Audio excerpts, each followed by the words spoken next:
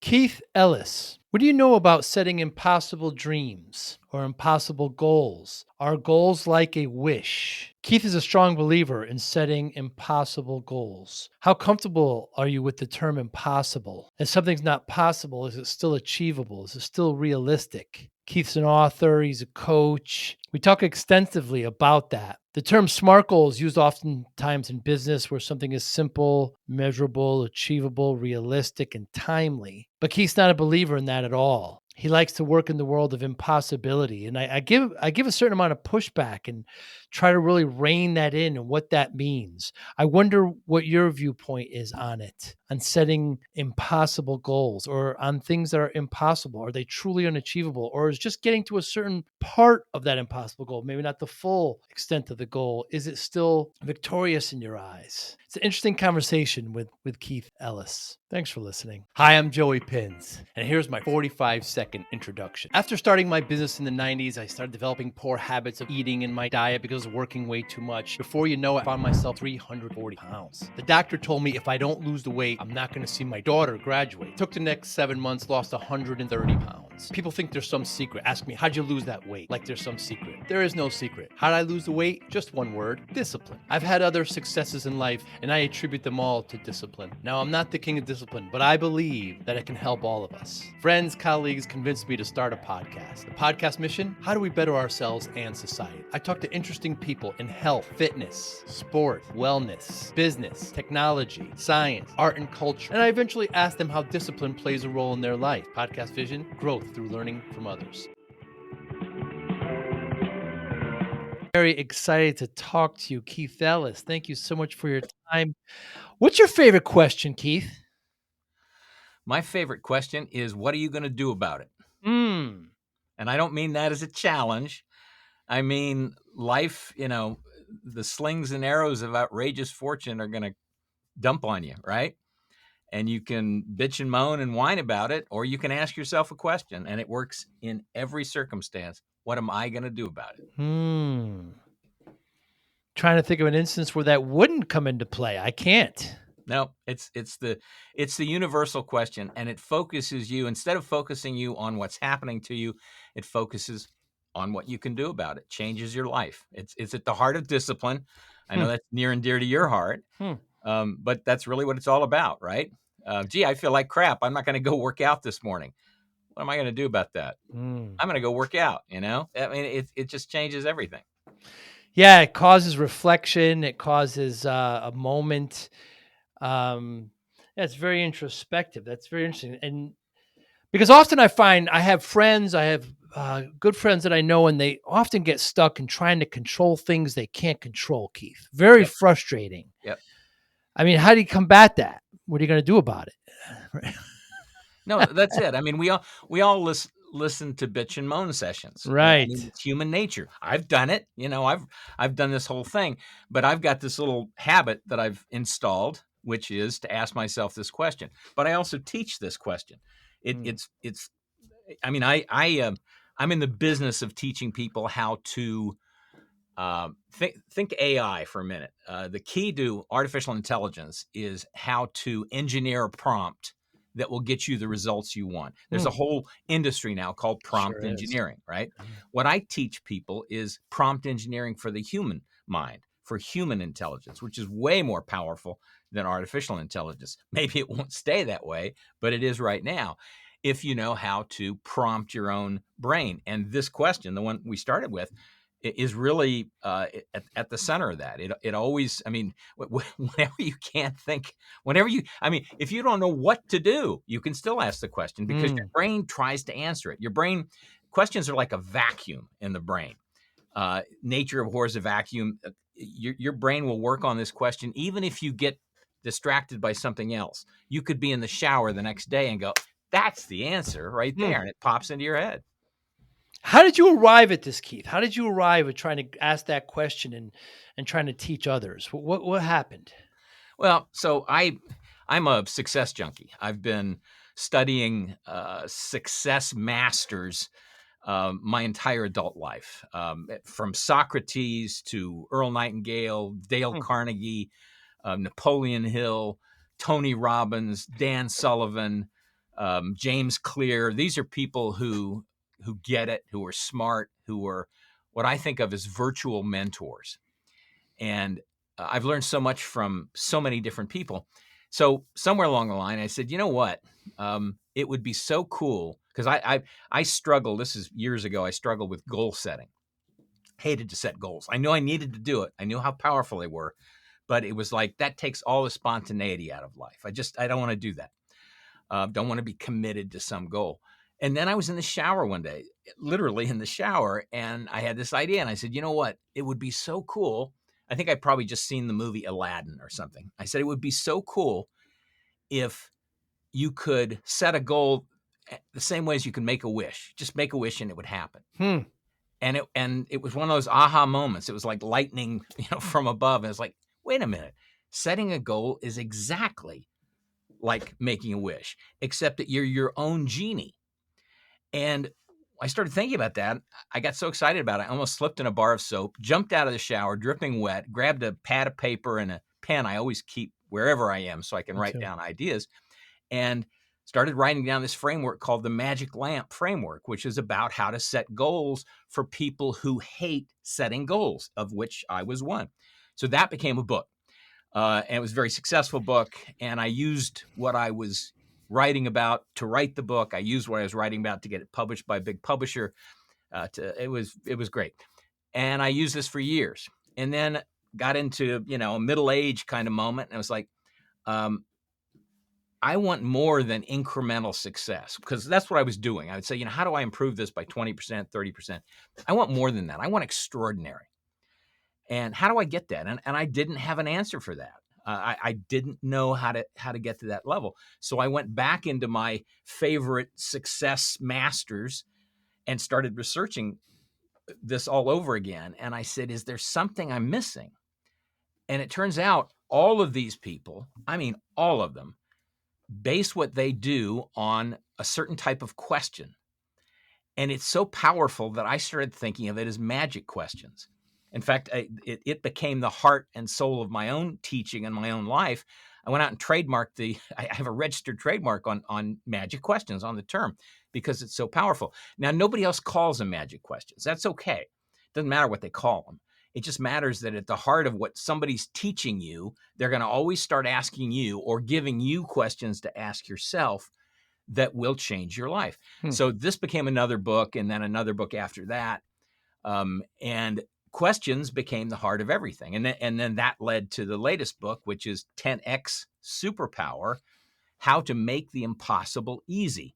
Because I realized that I didn't know I was in this business, but I'm in the business of helping people achieve the impossible. And that's what the new book and the new coaching program is about. It's fascinating, Keith, that you were at LinkedIn. You left LinkedIn, then you went to Lynda, which was an educational platform. And then Lynda was acquired by LinkedIn, and then Microsoft acquired them. You kind of ran the whole gambit there. What was that journey like? Did I get that right? It actually started with Lynda. I spent virtually my entire career, a couple of little hiccups, but virtually my entire career in startup environments, because I love startups. I love entrepreneurs. I love being an entrepreneur. And so I joined Lynda they were a very small company. And I joined, they were in the online training space before it was a big thing. But it seemed to me like the next big thing is what it amounted to. And I love finding the next big thing and trying to be part of it. So I joined them to create a new team to sell to a new market segment that they wanted to enter. And I was there several years. It was successful. It was great, wonderful group of people, and an incredible product. And then LinkedIn bought them. Right. So I started out in this little tiny company, ended up in this huge company. I'm not really comfortable in huge companies. So I was ready to leave, and they made me an offer I couldn't refuse. It's like, okay, I can, money talks. Stick around. Yeah. Yeah. So and they were doing good stuff. They said, we're going to let this organization run itself the way it's run itself. And they largely did that. And so that was cool, and that was fun, and it was a new thing for me because now I'm inside the belly of the beast, right? Never been there before, just a little tiny person in this huge thing, and that was a different perspective. I learned a lot from that. And then Microsoft bought LinkedIn. Now I'm in one of the largest companies in the world. I think at one point they went over, $2 trillion or something. They had the highest market cap in the world at one point. And I'm in the middle of this thing, a little tiny little place down here. But I know what a little fish feels like when it gets eaten by a bigger fish, which then gets eaten by a bigger fish. So that was a neat perspective. Again, I immediately said, I'm not going to stay here. I don't want to be part of a huge company. They made me an offer I couldn't refuse. I stayed there for probably 4 or 5 years, and then realized, it's time for me to go back to what I love, which is entrepreneurial environment. And I said, start your own company, do your own thing. This is what you've always wanted to do. You work with other people, but it's usually been their dream, not mine. They bring me on board. I was in sales and I was pretty good at it. So they would bring me on board to sort of be the hired gun to create a sales department, that kind of thing. I did that over and over and over again with a bunch of different companies. And I said, wait a minute, you want to do your own thing? You're essentially unemployable as a person because you're so Me too. You're so confident in what you think is right, and you're so loud about it that you would be a lousy person to have as an employee. And so I just decided, I'd do my own thing. So that was about 4 years ago. So then I wrote 2 more books because I love to write and I love to take ideas and see them appear on page. It's just magic to me. And then I said, what I really want to do is coach this. I want to teach this. And I'd done public speaking and online training and all kinds of stuff for years. But I said, I want to create a program that's like nothing else that's ever existed before. And that's what I want to offer people. So that's how I ended up here. And I'm having, surprise, surprise, I'm working harder than I've ever worked in my life. And I'm loving it. I'm having an absolute ball. I can't wait to get up in the morning. Keith, how was goal setting and, completing the goal and watching milestones? How was that done and achieved at Linda, then at LinkedIn, then at Microsoft? Was it different? So stepping back, I've always had my own idiosyncratic version of this ever since I wrote that book and started living what I put in the book. So I had my own approach to setting goals. The sort of the corporate approach wasn't wildly different. I see. It's just that the thing that they never got, I think this is what makes me unemployable, right? Is big companies impose goals upon you. And my way of looking at goals is it has to come from you. If it's not your goal, then where's the passion? How can it be, how can there be anything real to that if it's not something you want to happen? Now, if somebody imposes a goal on you, you can certainly make that your goal and say, okay, here's my quota, right? That's the classic way that big companies think. Here's my team's quota, my quota, whatever. I will now make that my goal and go after it. Right. But that was never my goal. It was just their goal that I had to piggyback on, right? So it didn't have the authenticity that waking up in the morning and saying, you know what? This is what I want to do with my life, or this is what I want to do with this piece of my life, or this is what I want to achieve. And that's, again, you're a discipline of discipline, right? You know how important that is. If there's passion driving it, it makes all that other stuff so much easier. If you know why you are doing something, and how important it is to you, getting up in the morning is not a problem. Getting to whatever you need to be getting to do is not a problem. And it becomes less discipline and more passion.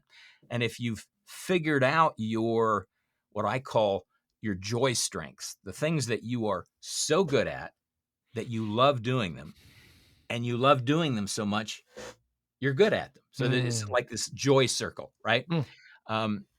And we all have these things, the kinds of things that you would do for free, right? I would do this, if I wasn't getting paid for it, which is how I define writing, for example. I love to write. It's great to get paid for it too, but I love to write. And when you figure out what you love that much, and then you incorporate that in your workday, it's not a workday anymore, is it? It's like, wow, I can't wait to get up and have fun today.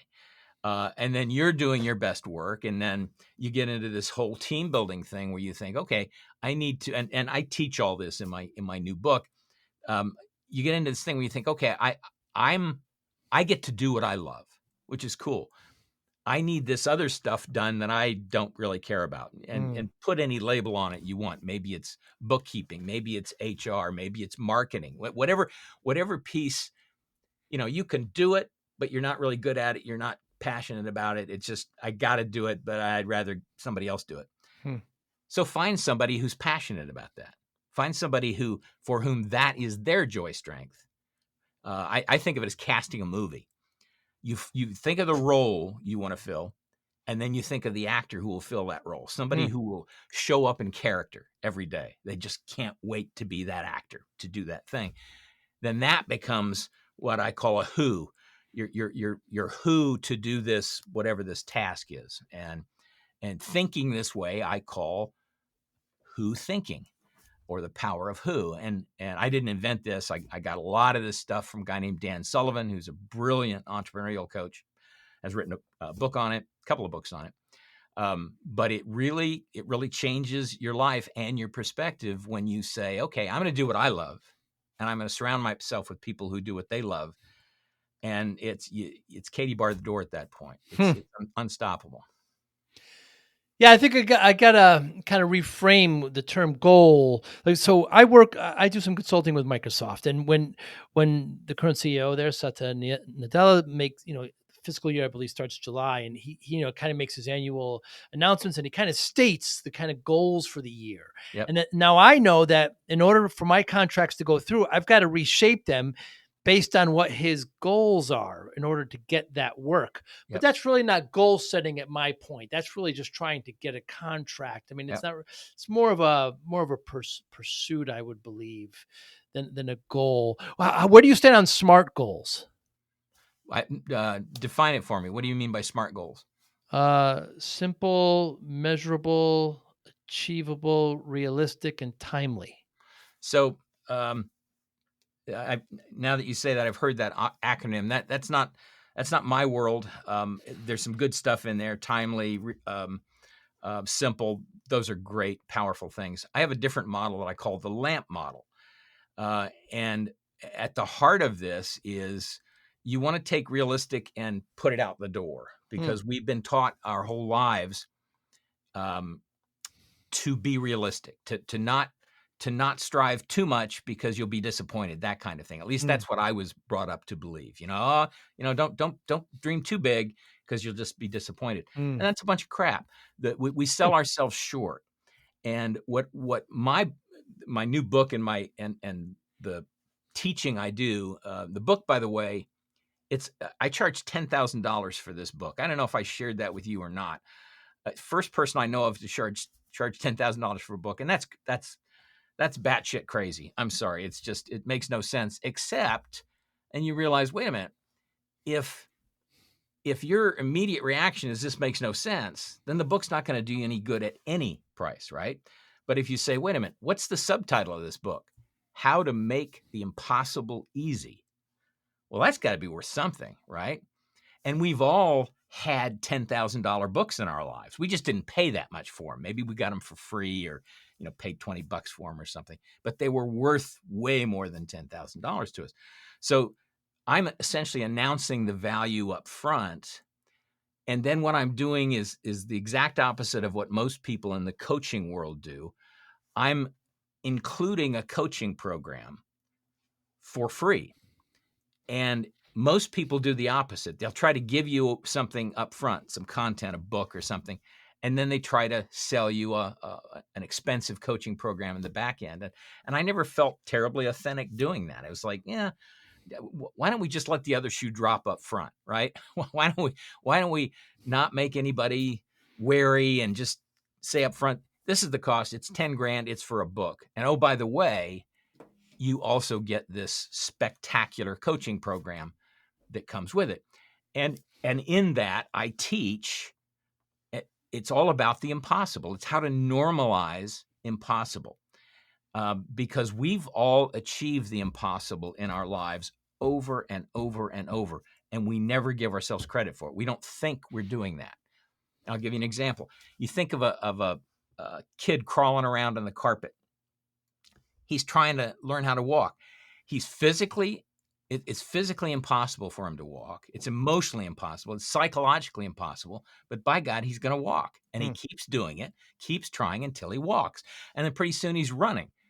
What was impossible is now easy. Okay, you say, well, that's an infant. That doesn't count. That's not real. I say, okay, how about when you learn to talk? Oh, how about when you learn to read? Learn to write? Yeah, but again, I was a kid, blah, blah, blah. Okay, how about when you learn to ride a bike? But those things aren't really impossible, though. Oh, they are impossible at first. That's the thing.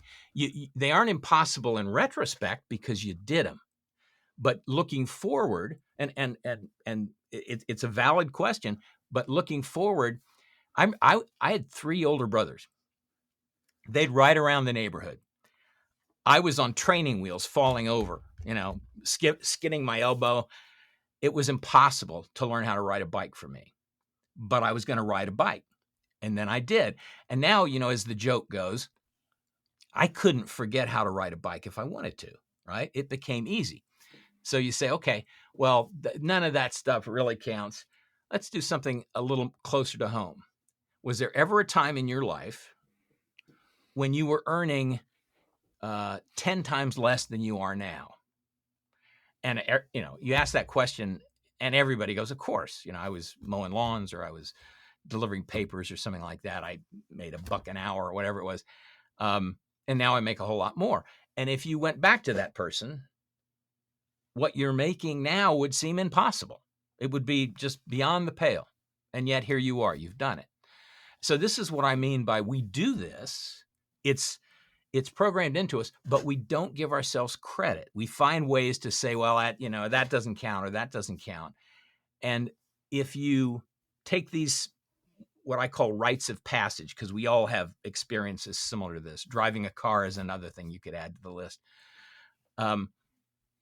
If you say, okay, those are cool, start thinking about, and this is one of those magic questions you can ask yourself, what have I done in my life that was impossible when I committed to it? And you'll come up with stuff. You'll amaze yourself what you come up with, and you'll realize how much you grew from when you started to when you finished. There's something in the human being that allows us to commit to something that we know we can't do. That's what I mean by impossible. And then, and by impossible, all we're really saying is I can't do it. It's beyond me. I don't have the capability. And what I ask people is, okay, what if you added capabilities? And it's the weirdest thing. People go, wow, it never occurred to me before. So I say this is impossible because I don't have the capability. What if I added the capability? And the capability doesn't have to be a skill that you acquire. It could be a who. It could be somebody that you bring into your life. If you find somebody who has a capability you need and you start collaborating with them, you've expanded your capability way more than just 2 people, because there's this whole synergistic thing going on. Now it's more than the sum of its parts. And that 2 people can be 5 people or 50 people or 5,000 people. There are 8 billion people on the planet. There's a huge talent pool. All you have to do is learn how to grow your capabilities, either by growing something in yourself or by adding the capabilities of others. And then the impossible becomes possible. And that's the theme. So that's a long-winded answer to your question. One of the first things I throw out in that SMART model is the realistic part. I don't want people to think realistic. If they're thinking realistic, they're not going to be a good client of mine, because I want people to reach way beyond realistic. There are reasons for that. We can get into that. I don't want to just keep rambling. But there's some real benefits to focusing on impossible goals that you don't get when you focus on regular goals. How far are you taking this impossible thing, Keith? I mean, it's impossible for me to go to Jupiter. No matter who I employ, no matter what money I have, no matter what resources are available, it's not possible. So, I mean, how far do you take it? Well, again, so what I'm saying is the the impossible, when we say impossible, we're really saying I don't have the capability to do that, right? Um, so my response to you, if somebody asks me that, and I get asked questions like that frequently, is that something you really want to do? Is that at the top of your list? I mean, would you would you essentially commit your entire life and years of your life, because that's how long it would take to get there, um, to do that? And if not, then what does it matter? It's not on the list, right? I'm not suggesting. Here's another example. Can you be at two places in the same time? No, that's against the physical laws of the universe. I'm not suggesting that kind of impossible. What I'm suggesting is, where in your life is there something you would really like to do, but you don't think you can do it? You don't think you have it in you to do it. That's what I mean by impossible. Because when you say, I can't do this, meaning I can't do this thing, I'm not capable of it, you're telling yourself this is impossible for me. Hmm. You're not making a statement about the physical universe. You're saying, for me, this is impossible. I had a guy the other day who was, we were talking on this same topic, and he said, well, I'd love to play in the NBA. I can't play in the Yeah, there NBA. you go. And, this is a guy he's probably 45. And I said, is that a goal you'd really set for yourself now at 45? Is that really how you would choose to spend your time? And he thought about it, and he said, no, of course not. I said, then it's a moot point. What I'm talking about are things that matter to you, not just, oh, what can I think of that is really truly impossible? And we can all think of dozens of things, thousands of things, but we wouldn't commit to them because they wouldn't be worth whatever the commitment would be, right? And on the other hand, there are things much closer to home. Okay, NBA sounds great. I'd love to be in the NBA. Probably a little bit old for it. Not going to set that Probably. as a goal. Why would I do that, right? So, but there are a whole lot of things shy of that I could set as a goal. I could become a reporter. I mean, if basketball really were that important to me, I could become a reporter on professional teams. Start Press. with high school teams, work my way up. A photographer, a videographer. I could make films. There's so many things I could do related to that if that was something I wanted to commit to, and I don't know that that it is. I'm just throwing that out. So this is really, I'm trying to get people to get their blinders, take their blinders off. You gave some dramatic examples, Jupiter, right? But what stops us much closer to home, we think of something just kind of in a fleeting moment. Oh man, I'd really like to do that, and then we think, no, I can't do that. That I would never be able to do that, and then we ignore it. We go on to the next thing. And what I'm saying is, stop ignoring it. Listen to yourself. You'd be amazed at what you come up with. And then what happens? So this is the part. This is the part where the goal itself changes you, and why impossible goals are so important. If you set a regular goal, let's say you set a goal to grow your business by 20% in the next year. That's reasonable, realistic, reachable, could easily be a SMART goal. And you set that goal. And you start thinking, now, what are some of the ways I can make that happen? And there are probably 1,000 things you could do to make that happen. Little incremental things, all kinds of different techniques. Well, what if you said, I want to grow my business by a factor of 10x, because that's the title of the book, the 10x Superpower. And I use 10x interchangeably with impossible just as a way to quantify it, as a shorthand, right? We're really talking about impossible goals. If you really believed it was possible to grow your business by 10x in a year, I would say you're not being ambitious enough. Pick a higher number. Put another zero on it, right? That kind of thing. But if you say, okay, I'd love to grow my business by 10x, but there's no way in the world I can do it. The market won't sustain it. I don't have enough people. I don't have the capital. I just can't do it. Now that becomes an interesting goal, because if you choose to commit to that, even though you can't do it, I mean, you're convinced you can't do it. And you're right, by the way. and then you commit to it, things change. Your brain starts changing. So you got these 1,000 things that you could do to make incremental progress. It all comes down now to what, 1, 2 things you could do to make 10x progress, to grow your business by 1,000%. Suddenly, everything else is noise. And then you found the signal in the noise. And part of this process is understanding how to find the signal in the noise, because it's a very busy world. And it seems like all, whether 5-6 billion people on connected devices today, it seems like they're all trying to get our attention at the same time sometimes. I mean, it's maddening. So how do you separate the signal from the noise? Bang, you set an impossible goal, and suddenly you're focused on just what this is. And then you start thinking differently. You actually change yourself. You transform yourself because of this goal. We think, it's another thing I thought for many, many years. I always thought that we figured out what we wanted, then we created a goal, right?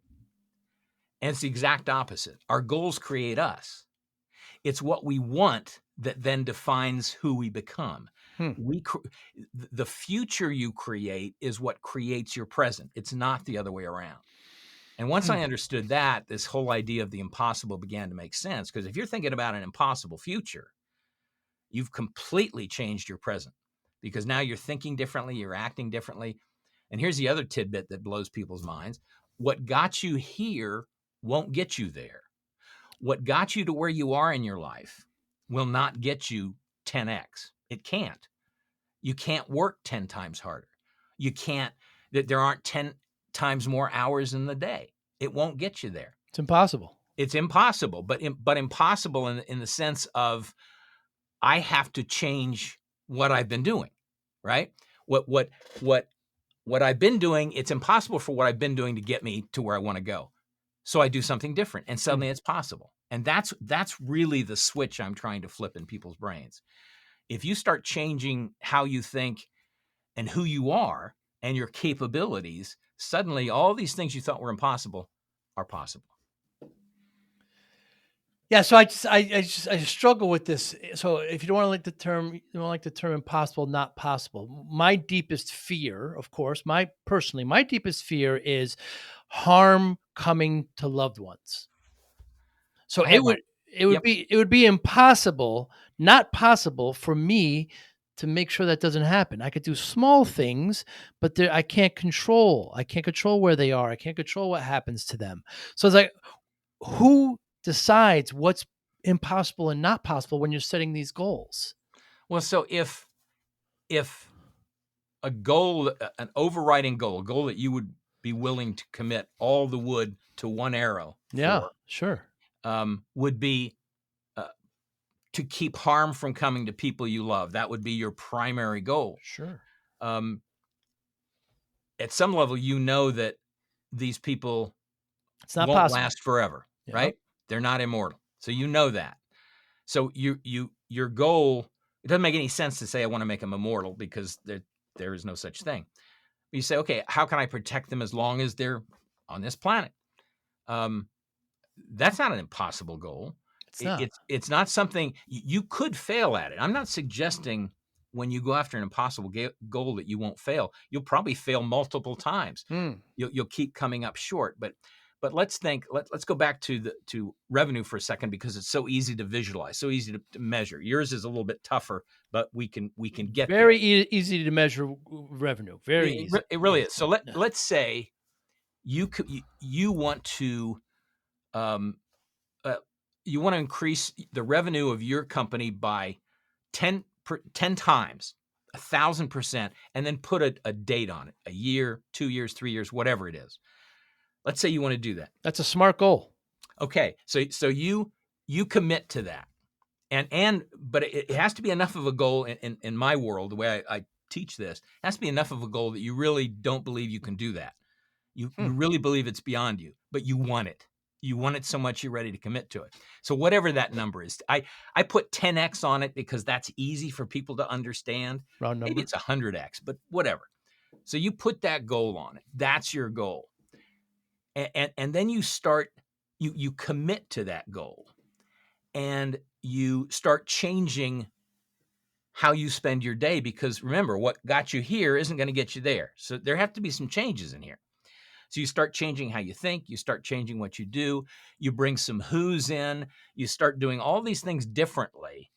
And then whatever your deadline is, a year, 2 years, 3 years, that deadline happens and you fall short of your goal. You're only at 800% growth. Is that a bad thing? The idea of setting this impossible goal, two things happen. One, it creates what I call the impossibility effect. It's a filter on everything you think from that point forward.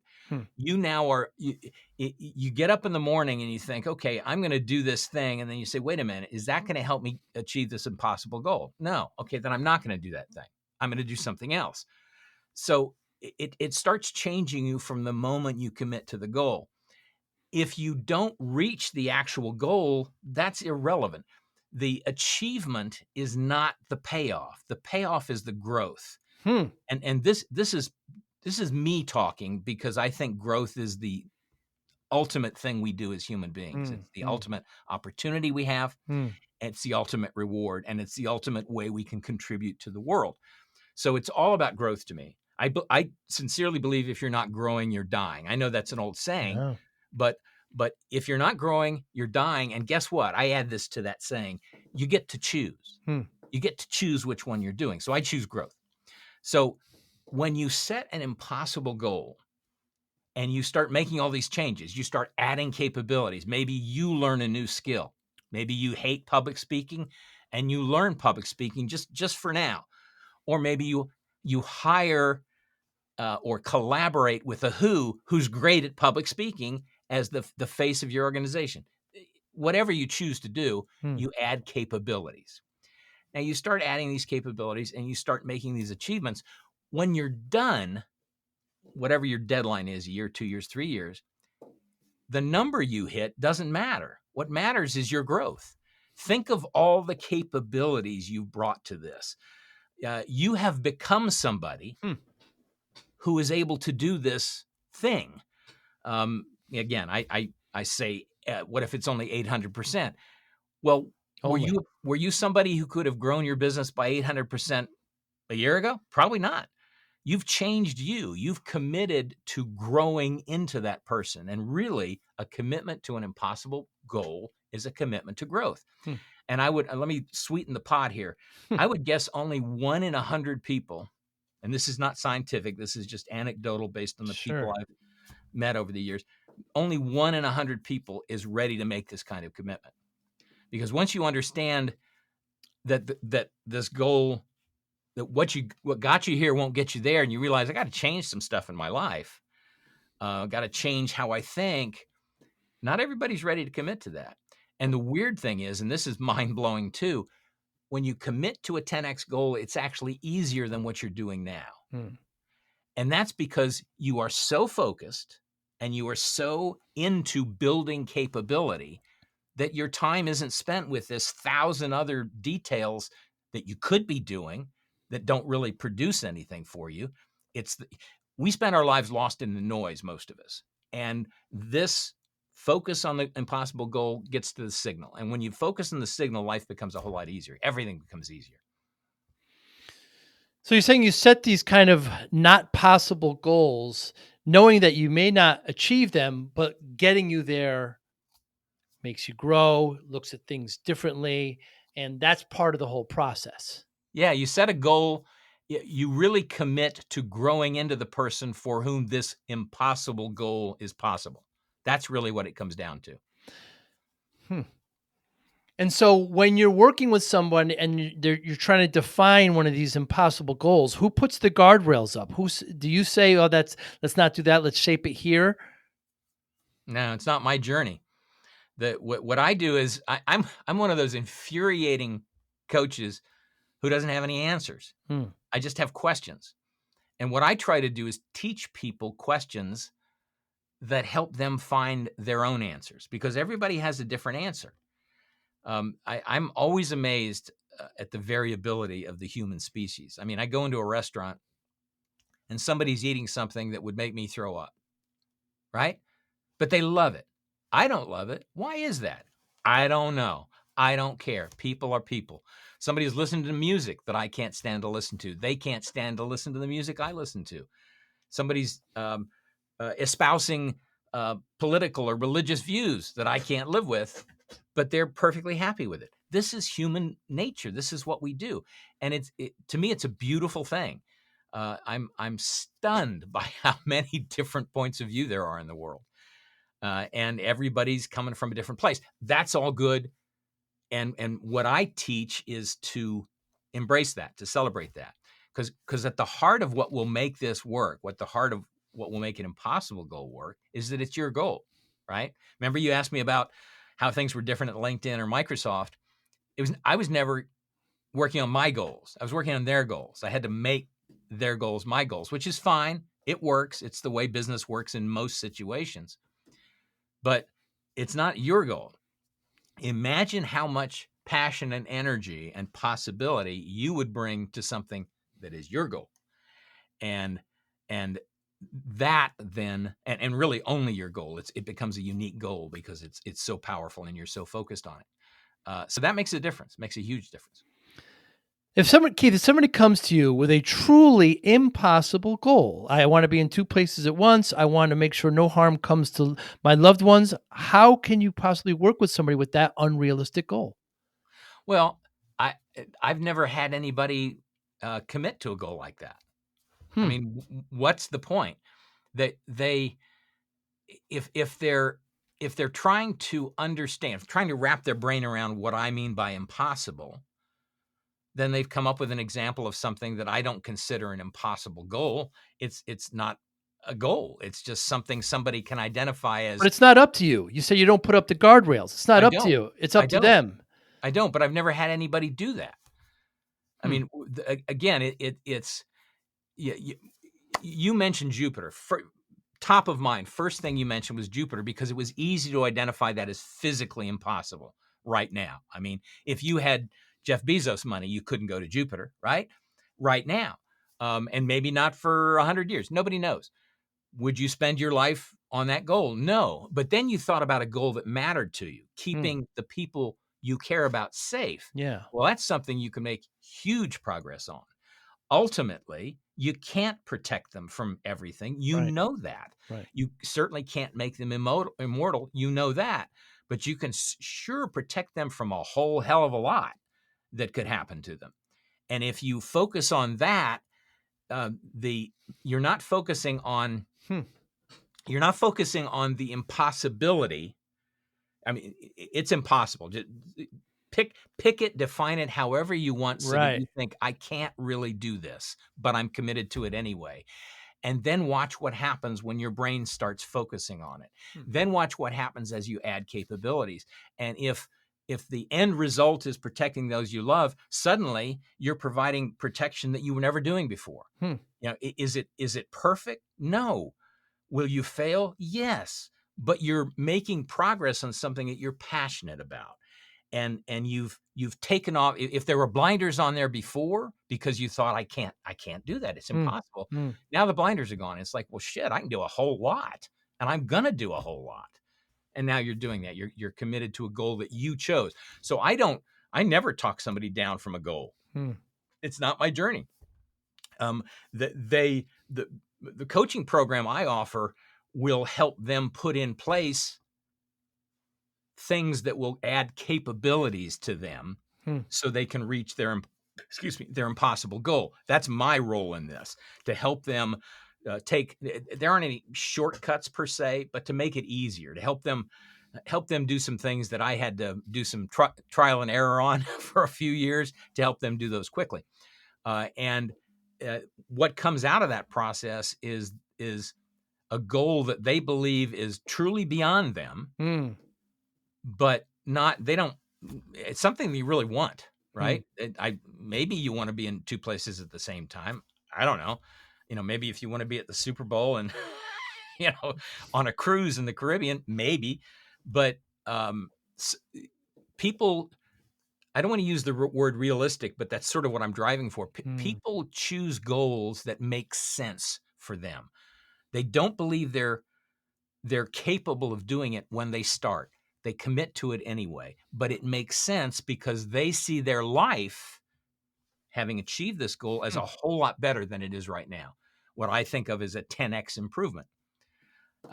Another advantage of talking in the terms of 10x, you can put a label on that and say, imagine your business 10 times larger. Imagine your health 10 times better. Imagine your relationships 10 times better. Imagine those you love 10 times safer, right? These are all things that are within your ability to imagine, not necessarily do, but imagine. And then once you imagine them and you realize how much you want it, you commit to it, even though you know you can't do it. And then suddenly, the weird thing is people stop thinking it's impossible pretty quickly. I sort of don't want to tell people that up front because it almost feels like you're cheating. You set this impossible goal. You focus like you've never focused before. All the noise goes away. It's pure signal. You start changing how you think, what you do. You install new habits, and you get into this. And 2 months later, it doesn't seem impossible anymore. It's almost like a letdown. It's like, I'm actually going to do this. Yeah, you are. But you weren't 2 months ago, right? So you've already grown to the point, because that's the first point, right? You've grown to the point where you realize, I don't think it's impossible anymore. I still want it, still committed to it. It's like climbing a mountain. Your point of view changes. You look up at the mountain, it's like, crap, how am I going to do this? You get halfway up the mountain, you look around and say, wow, this view is incredible. And I've only got, half as far to go now. Your view changes. Everything changes. It's the same thing when you commit to an impossible goal and you make a little progress and you start adding capabilities. And it's like, wow, ain't impossible anymore. And I do try to sort of rein in a little bit because it's very easy to get to that point and say, well, I wasn't ambitious enough. So my 1,000% growth for my business, it needs to be, 1,000,000%. And it's like, yeah, you can do that if you want, but why not follow what you committed to? This was a legitimately impossible goal. Why don't you achieve that goal? Then you have a reference experience for the next impossible goal, because really what you're creating is a platform for yourself. If you're adding capabilities, if you're growing, then the person you are when you've grown into someone who can achieve your impossible goal is way different than you were at the beginning. And guess what? You can now make another impossible goal based on this new person. And your new your new launching pad. I mean, it's like going to Jupiter, right? Your launching pad is now Mars, right? That's a whole lot easier. So that's how the process works, and the thinking changes as you go through the process. So this way, the subject or the owner of the goal feels slight victories, even how small or large or incremental they are, but they do change their perspective. And that's the whole goal of the exercise, to have them grow and change perspective and get closer to things that they didn't think they could. Yes, absolutely. That's a big part of it. And you actually touched on something that I want to bring into the discussion, because my book is 10 breakthroughs, right?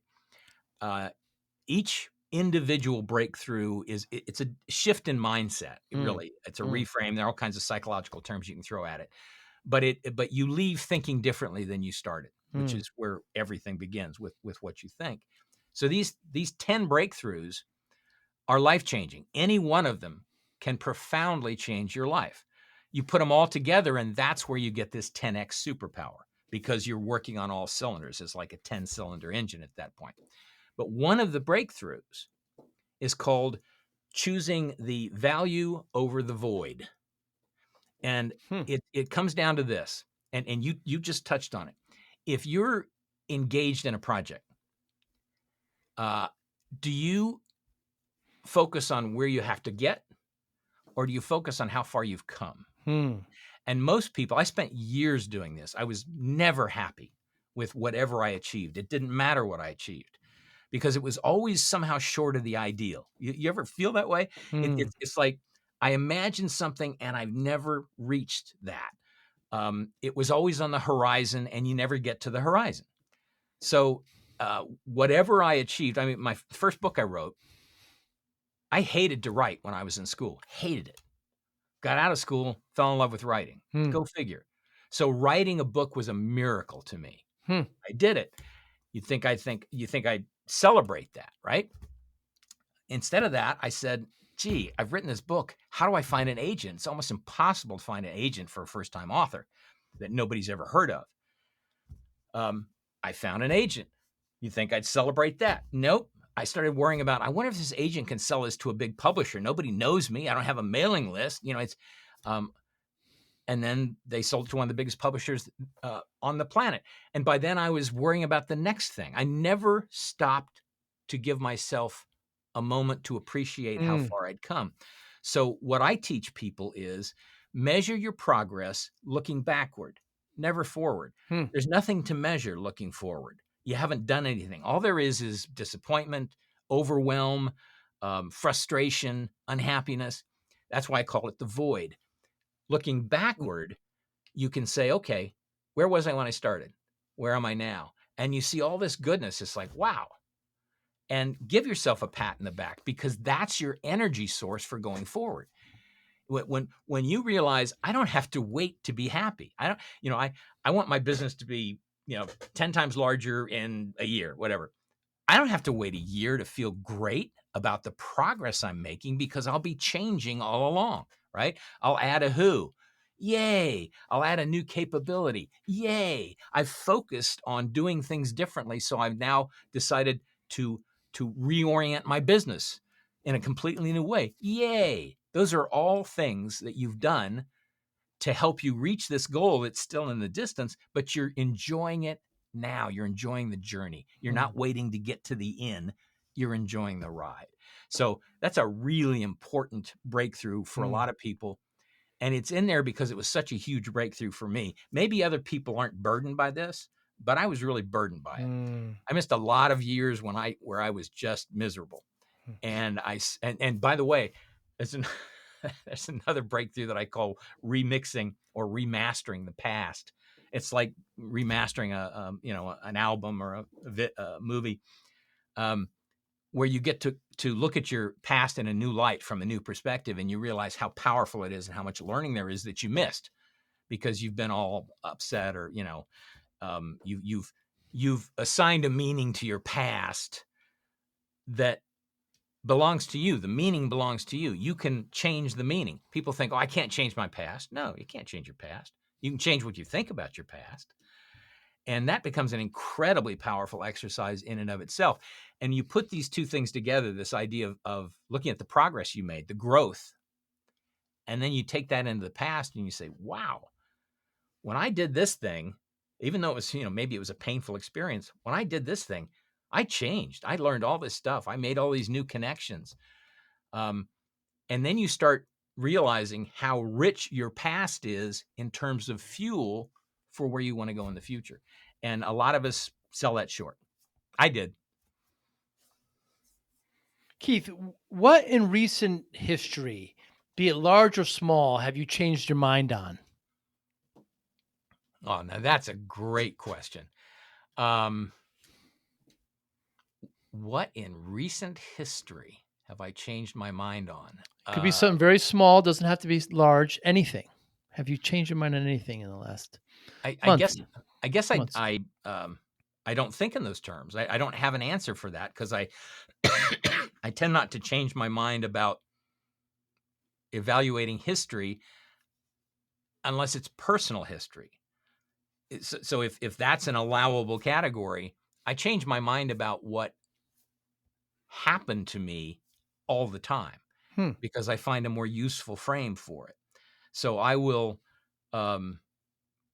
encounter something I didn't expect, and my experience of it is unpleasant. And then I will change my mind about it, because I will start asking myself magic questions about it. Like, what did you learn from that? How can you prevent that from happening again? Two incredibly powerful questions. Write down the answers. And now suddenly this thing that, punched you in the face is empowering you. You've learned from it. Right. I had one of my favorite bosses, one of my first colleagues, a mentor, said, I never had any education I didn't have to pay for. Hmm. And I've always loved that because the point he was making is, okay, you screwed up. This is painful. What'd you learn from it? You paid a price for what you learned. Okay, that's that's what the universe does. That's what you get out of life. So that was a good learning moment for me. And so I change how I think of experiences. It doesn't have to be just a recent experience, by the way, and it doesn't have to be a minor experience. It could be major. It can be way in the past. It can be a month ago. That happens a lot. That's very fluid in my brain because I'm always trying to get my past, the meaning I assigned to my past, to serve me better. Hmm. Yeah, you reframed an experience. What a fascinating take on that question. Thank you, Yep. Keith. So I started my business in the 90s and I was working way too hard. Like you talked about, you're working more now than you ever did Yeah. when you were employed. And by the way, I'm virtually unemployable too for 30 Yep. years, and putting personal health way in the back, Keith. So I was eating poorly. I was working late at night. It was pizza and soda. And before you know it, I'm up to 340 pounds. And the doctor says to me, if I don't lose the weight, you're not going to see your daughter graduate. My oldest was born at the time. Yep. So I spent the next 6, 7 months, lost about 130 pounds. And people want the quick answer. What's your secret? What's your secret? And there's no secret, Keith. You alluded to it earlier. How did I lose the weight and how did I keep it off, right? You can't look at, like you talk about goals. The goal isn't just crossing a finish line. You have to keep continuing and doing it. Discipline. I got routine. I got restraint. I got some direction, willpower, etc. How does discipline play a role in your life, Keith Ellis? It's the centerpiece of my life, but Really? it sounds it's back to what we were talking about earlier. If you are focused on the right things you enjoy doing, or you've framed them in your mind to be so positive that you enjoy them, Hmm. um, then discipline is not a big deal. It's not. I uh, let me put it differently. I've never been particularly good at discipline, at self-discipline. There's this little thing that kicks in. Be interesting to hear if this ever happened to you in your journey that you just described. There's a little switch that clicks. If I say, "Okay, you're going to stop doing this," I'm like a 2-year-old. Hmm. I immediately go out and do it. It's like I can show you. Yeah. Yeah. You're not the boss of me. Wait a minute, we're the same person. These internal dialogues get really weird. But I've also learned that about me. So I've learned to frame. So I love to swim every day. Good. Swimming is an incredible aerobic thing, Mm. cardio thing. But it's just fun to splash around in the pool like when Mm. you're a kid. Mm. And I'm lucky enough to have a competition pool not far away, so I can swim laps year round, any weather.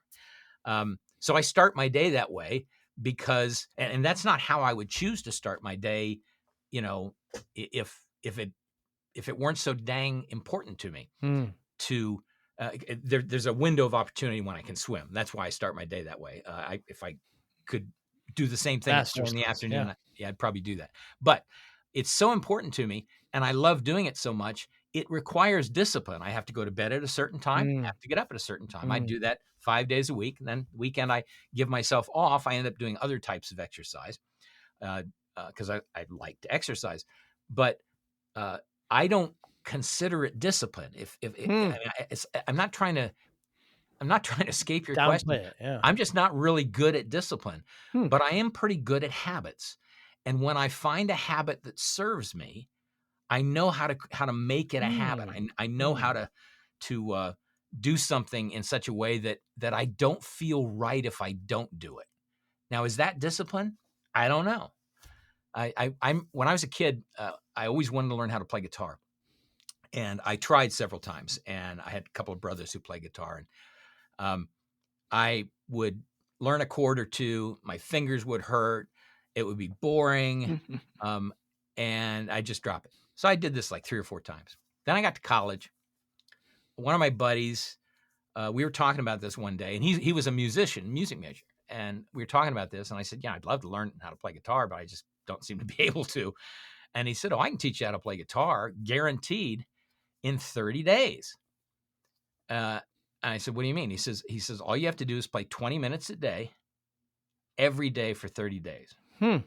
I said, okay, I can do that. And he said, but wait, if you miss a day, you start over. Hmm. So if you're at 25 days and you miss a day, you start again. And I didn't miss a day, but that was part of the idea, right? It's just Right. this little game he was playing with me, and ended up having a career as a music teacher. But he taught me this thing, and I said, "Wow!" And of course, I learned how to play guitar. Duh. Hmm. Um, and I started thinking about how I could apply that elsewhere in life, and it applies to almost any habit. You can probably do it in 15 days. But this neat little trick of is if you miss it, if you miss a day, you start over. Hmm. And all the goal starting out, and this is a short-term goal starting out, is to do these, do this 30 days. That's it. Because when you're done, it will be a habit. You will feel so weird if you don't do it that you'll just keep doing it. Hmm. And so you find things that you would like to make a habit. Maybe it's eating right. Maybe it's exercising. Maybe it's learning how to play guitar or some other skill, practicing a foreign language, but you do it every day. Doesn't have to be this huge commitment. 20 minutes was all it took. But that was a neat thing I learned from a guy I went to school with that I've used uh, for the rest of my life. And it always finds its way into a book. Hmm. Hmm. I think I put that story in like 3 books because I want people to understand how important habits are and how easy they are to program and deprogram, because Hmm. that's the other side of it. The way this obviously, the way to get rid of a bad habit is to replace it with another habit. Hmm. Because there's no way to just say I'm going to stop doing that Right. because you're it's already programmed. You just feel like crap. But if you replace it with another habit and you focus on that, it's like, oh, this is a whole lot easier than I thought it would be. And pretty soon that's the new habit is taken over. So that's programming, human programming, in a way that is very profound. And this ongoing thesis, Keith, that discipline is a spectrum of about 10 elements, and routine is one of them. And I think that's what you're describing right there. That's exactly what I'm describing. Yeah. Routine is so important. For control, order, direction, strictness. Yeah. There's no wrong answer to that question. There's no wrong answer to most questions, I believe. What motivates you, Keith? So I have a personal mission statement, I guess you'd call it. It's the way I look at the world and what I'm doing here. Um, my objective, my mission in life, is to develop my potential by helping other people develop their potential. Mm. Um, it's kind of like a twofer, but I I want to develop my potential. Again, like I said, I've been a success junkie my whole adult life. Yeah. I want to develop my potential, but not in a vacuum. If I learn something like this, my current book has these breakthroughs. They're in the book. I could have written a book that was 10 times larger, Mm. but what's in the book are things that just bang, just slap me in the face, changed how I thought about the world. And it's like I want to share that. Now maybe they don't slap everybody, the readers in the face. That's okay, but it certainly had that effect on me. So what I'm trying to do is figure things out for me, if you will. And then if I find something that really works, I want to share that with somebody else to help them reach their potential. Because Hmm. that's the real win for me is it's not one or the other, it's both. The real win for me is growing and then helping other people grow. That's the win. Impact. Yep, So, it is. Impact. being a success junkie and given that motivation, Keith, how do you measure success? Well, I measure success by growth. That's sort of it, it's sort of implicit in all the stuff you and I've been talking about. Mm. But I used to set goals that were just, okay, I want to sell this much because I was in sales for so many years, Mm. or I want to take the company to this size, or I want to do this, that, and the other. And those are still valid goals, but I don't get juiced from achieving those. I get juiced from becoming the person who can achieve those.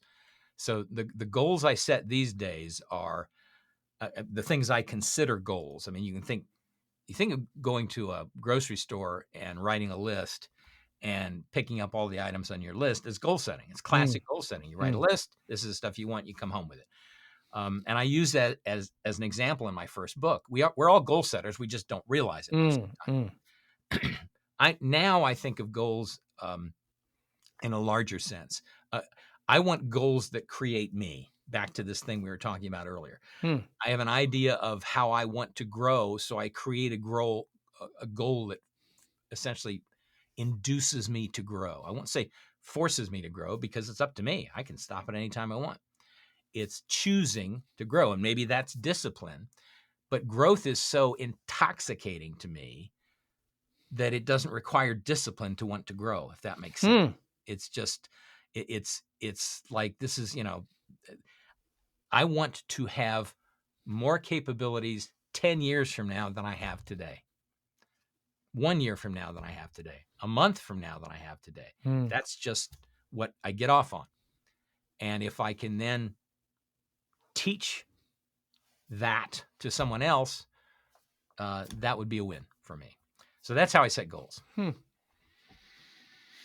Keith, thanks so much for your time. I really enjoy your perspective. I struggled with it as I'm researching you, and I'm glad we talked about it and kind of fleshed it out a little bit. Anybody listening, how can they get in touch with you? So 2 places. The easiest, well, they're equally easy. KeithEllis.com is is the name of my company. It's also my website. So KeithEllis.com. But you can also go to 10x Superpower, 10x Superpower.com. And either place, you get a little narrative that sort of explains what this is about and explains this $10,000 book thing. But then you also get a chance to take a quiz. I call it the 10x readiness quiz. And it asks you some questions about you to see if you're ready to take this leap. Because remember, probably 1 in 100 are ready. So it's pretty easy to say, yeah, I'd like 10 times more money. That's easy. But are you committed to doing that and changing and all the other stuff that we've talked about? And again, 1 in 100, I'm guessing, are willing to do that. And you take this quiz, and if you hit a certain value on the quiz, then you're qualified, and then you would book what I call the discovery call with me. It's actually a coaching call. It's a free coaching call for a half an hour where we would start the coaching program.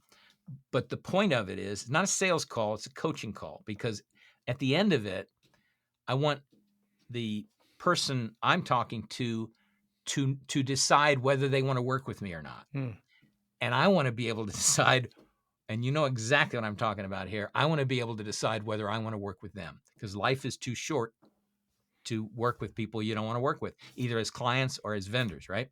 So it's very important to have this match.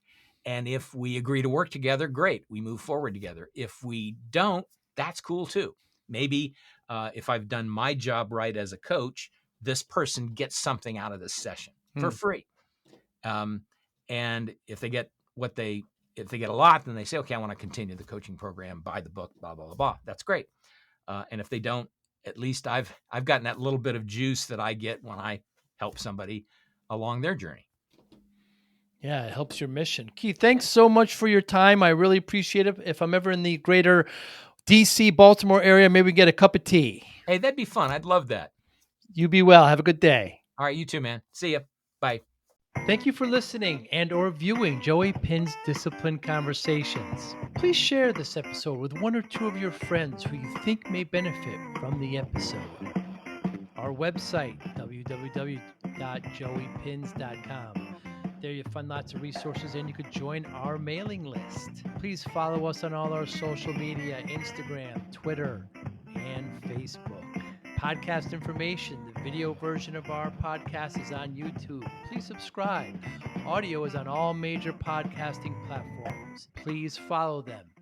And if you like it, please consider giving 5-star rating. Would really appreciate that. Thank you again for listening or watching Joey Pinz Discipline Conversations.